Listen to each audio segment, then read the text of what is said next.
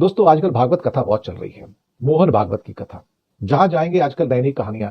भारत की संस्कृति, भारत की एकता, भारत की विविधता, भारत का लोकतंत्र, भारत की सोच, भारत की ग्रेटनेस, ये सब बकवास की बातें हैं। ये फ्रॉड है पूरा का पूरा आरएसएस का। और ये लोगों को इसी के द्वारा अपने आप के अंदर लाने की कोशिश करते हैं। फिर कहता है हमारा एक समाज है, एक राष्ट्र है और एक वंशज है, हमारी एक मां है। नहीं भैया, तुम्हारी मां एक होगी, हमारी मां एक नहीं है। हमारी मां जो थी ना, वो जो भी थी हमारी ही मां थी, तुम्हारी मां नहीं थी। एक मां कैसे हो सकती है 140 करोड़ की? भारत माता की संतान है। आपको भारत माता को कहना, आपको ये मदरलैंड कहना कहिए। बहुत सारे लोग नहीं कहते, बहुत सारे लोग फादरलैंड कहते हैं। गौ माता को कई लोग कहते हैं ये गौ माता है। आप बोलते हो गौ माता है, मैं भी नहीं बोलता गौ माता है। सावरकर नहीं कहता था गौ माता है, वो तो खुद कहते थे कि पशु है। एक पशु से ज्यादा कुछ भी नहीं है, तो दूध देता है, बात खत्म हो गई। भारत को फिर से विश्व गुरु बनाना है। विश्व गुरु नहीं, आरएसएस गुरु बनाना है, ऐसा कहो। आरएसएस के लोग अब फ्री हैं। अगर वो काशी के आह्वान करना चाहते हैं, मथुरा की ईदगाह का तोड़ने का आह्वान करना चाहते हैं तो कर सकते हैं, कोई दिक्कत नहीं है। और बाकी इसके अलावा और भी कोई मस्जिद वगैरह गिरानी हो, दरगाह गिरानी हो तो कर सकते हैं। जब भी हम अपनी किसी वीडियो में या किसी ऐसे चैनल पर जहां पर भारतीय गेस्ट मौजूद हों तो उनसे जब जाकर बात करते हैं तो हमारे पड़ोसी हमें ये ताना देते हैं कि भारत में सब अच्छा है, मुसलमान बड़ी अच्छी जिंदगी गुजार रहे हैं। लेकिन फिर जब मुसलमानों से बात होती है तो वो रोते दिखाई देते हैं। लेकिन आज की इस वीडियो में एक ऐसे ब्यूरोक्रेट से जिन्होंने अपनी सारी जिंदगी भारत में सर्व किया है, उनकी जुबानी आपको भारत के माइनॉरिटीज के हालात बताएंगे। और वो जो भारतीय इस वक्त ये दिन मना रहे हैं कि एक इक्वलिटी है, हर एक बराबर है, ये तो अपने हिंदुओं में इनकी इक्वलिटी नहीं है। आपको बताते चले, आप हैरान होंगे कि भारत की जो बेसिक बुक है ऋग्वेदा के नाम से, जो कि जहां से इनके वेद शुरू होते हैं, जहां से इनकी मजहबी किताबें शुरू होती हैं, उसके मुताबिक उसकी कहानी यह है कि एक इंसान था जिसने अपने आप को तबाह किया, दुनिया का पहला इंसान।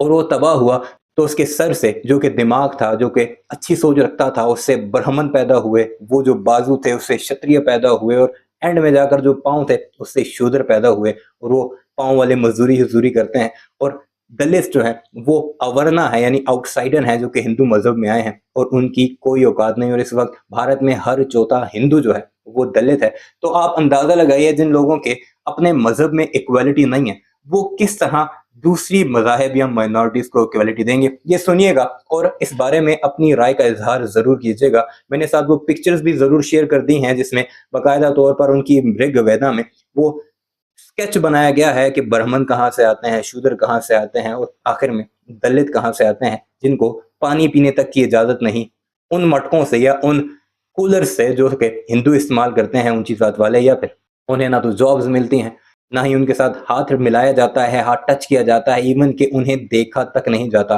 ये हालात है हमारे पड़ोस के। और बातें की जा रही हैं कि हम मुसलमानों को, क्रिश्चियंस को या फिर सिखों को हकूक देते हैं। वीडियो खुद मुलाहिजा कीजिएगा और अपनी राय का इजहार भी जरूर कीजिएगा। दोस्तों आजकल भागवत कथा बहुत चल रही है। मोहन भागवत की कथा। जहां जाएंगे आजकल नई नई कहानियां।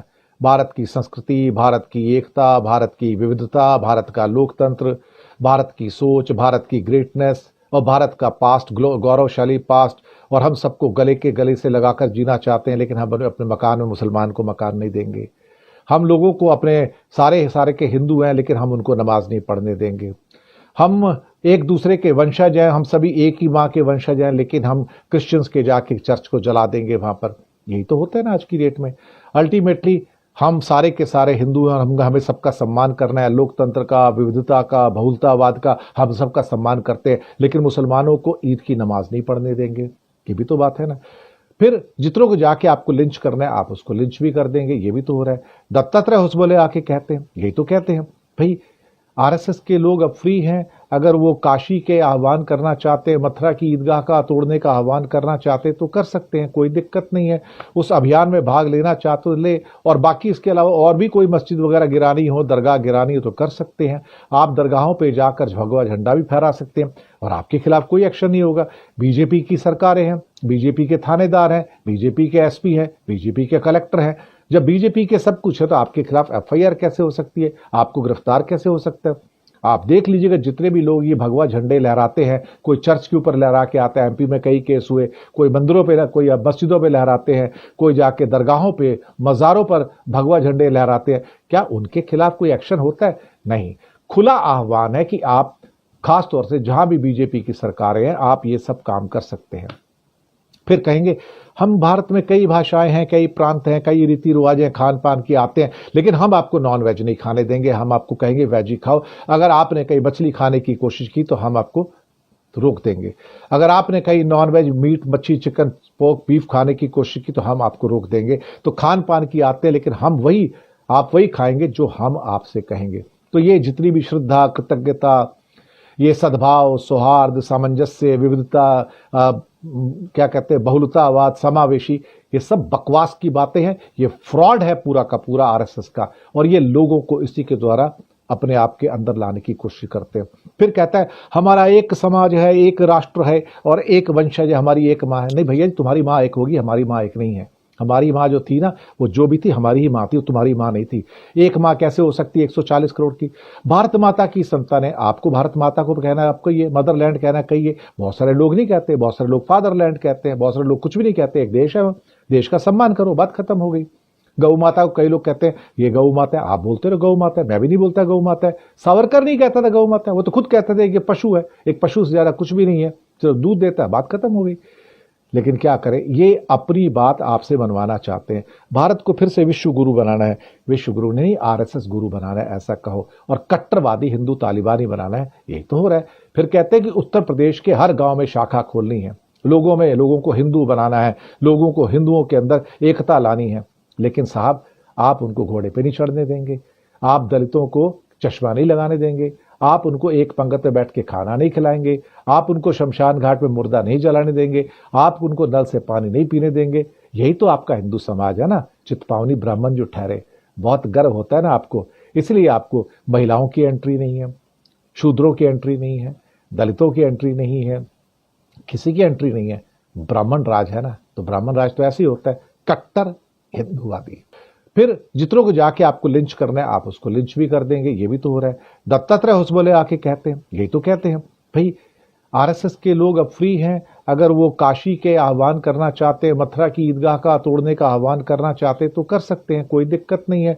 उस अभियान में भाग लेना चाहते तो ले, और बाकी इसके अलावा और भी कोई मस्जिद वगैरह गिरानी हो, दरगाह गिरानी हो तो कर सकते हैं। आप दरगाहों पे जाकर भगवा झंडा भी फहरा सकते हैं और आपके खिलाफ कोई एक्शन नहीं होगा। बीजेपी की सरकारें हैं, बीजेपी के थानेदार हैं, बीजेपी के एसपी हैं, बीजेपी के कलेक्टर हैं।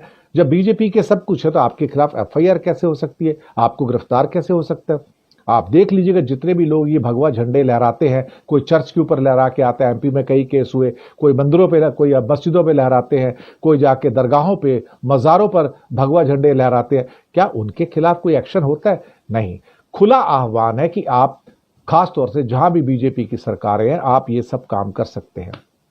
फिर कहेंगे हम भारत में कई भाषाएं हैं, कई प्रांत हैं, कई रीति रिवाज हैं, खान पान की आते हैं, लेकिन हम आपको नॉन वेज नहीं खाने देंगे, हम आपको कहेंगे वेज ही खाओ। अगर आपने कहीं मछली खाने की कोशिश की तो हम आपको रोक देंगे।